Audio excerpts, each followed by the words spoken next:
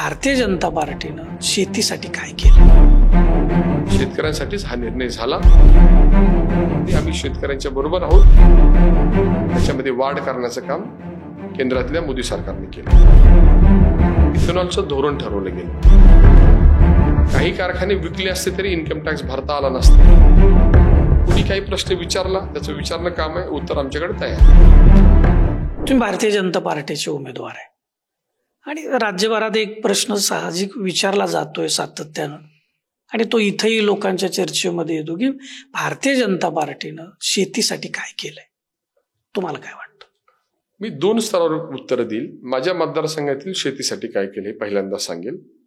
आज खडकवासला भुयारी बोगदा हा 2200 कोटीची योजना ही आमच्या मतदारसंघासाठी वरदान आहे. 2200 कोटीची तरतूद केली, शेतकऱ्यांसाठी केली. बेबी कॅनॉल सुरू झाला, ते काम महायुतीच्या सरकारने केले. त्यासाठी 300 कोटीची तरतूद केली, हे आमच्या सरकारने केलं. नंतरच्या कालावधीमध्ये आता पूर्ण पुरंदर योजनेच्या संदर्भातलं अर्थसंकल्प त्यांनी अंदाजपत्रक तयार केलंय. हे शेतकऱ्यांसाठी चाललंय.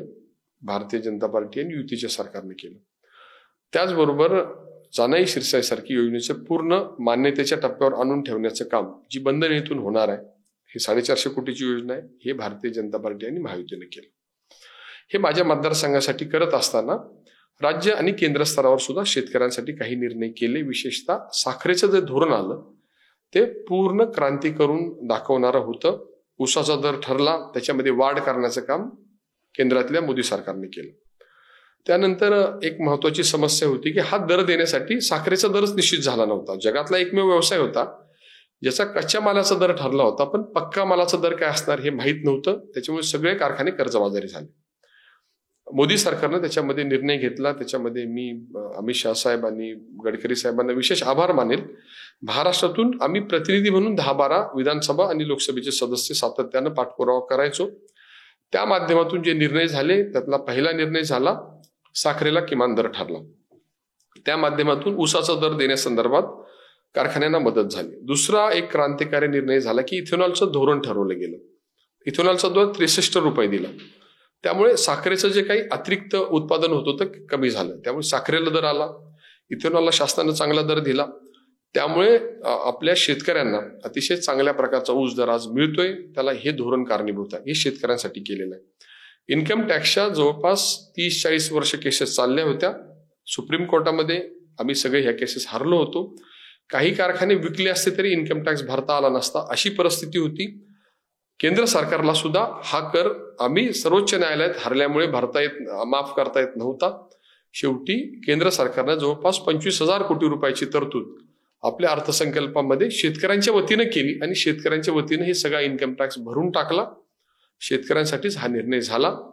ज्यावेळी कांद्याच्या दराचं संकट आलं, आम्ही सगळ्यांनी त्यामध्ये आग्रह धरला आणि कांद्याच्या दरासंदर्भातलं धोरण योग्य आल्यामुळे आज कांद्याचा दर अतिशय चांगला आहे. दुधाचा उत्पादन या राज्यामध्ये खूप जास्त आहे. दुधाचा दर ढासळल्यानंतर आम्ही अनुदान द्यावं अशी मागणी केली. सुरुवातीला 5 रुपये अनुदान दिलं गेलं, आता 7 रुपये अनुदान केलं. हे शेतकऱ्यासाठी चाललेलं आहे. शेतकरी सन्मान योजना दोन्हीही सरकार राबवतंय. हे शेतकऱ्यासाठी चाललंय. नदी जोड प्रकल्पाचा जो एक महत्वाकांक्षी प्रकल्प गेले कित्येक वर्ष फक्त कागदावर होता, तो प्रत्यक्षामध्ये त्याची सुरुवात ही या सरकारने केली. हे शेतकऱ्यांसाठी चाललेलं आहे. आणि मागचं संपूर्ण वीज बिल हे माफ केलं. पुढचंही 7.5 HP पर्यंतचं बिल माफ झालेलं आहे. ते सुद्धा बिल आम्ही 7.5 HP ची मर्यादा काढून टाकावी अशी मागणी करतोय. त्या संदर्भामध्ये आम्ही शेतकऱ्यांच्या बरोबर आहोत. आणि सगळं होताना आता जे काही महायुतीचा जाहीरनामा आलेला आहे त्याच्यामध्ये शेतकरी कर्जमाफीची जी मागणी आहे त्याला आम्ही न्याय देऊ, शेतकरी कर्जमाफी करू. ह्या सगळ्या भूमिका ज्या केंद्रातल्या आणि राज्यातल्या भारतीय जनता पार्टीच्या NDA आणि राज्यातल्या महायुतीच्या सरकारने घेतलेल्या आहेत. हे शेतकऱ्यांसाठीच्याच भूमिका आहेत. शेतकऱ्यांच्या पाठीशी हे सरकार केंद्रातलं आणि राज्यातील भक्कमपणे उभं आहे. हेच या सगळ्या निर्णयांच्या मधून दिसतं. त्यामुळे कुणी काही प्रश्न विचारला त्याचं विचारणं काम आहे, उत्तर आमच्याकडे तयार आहे.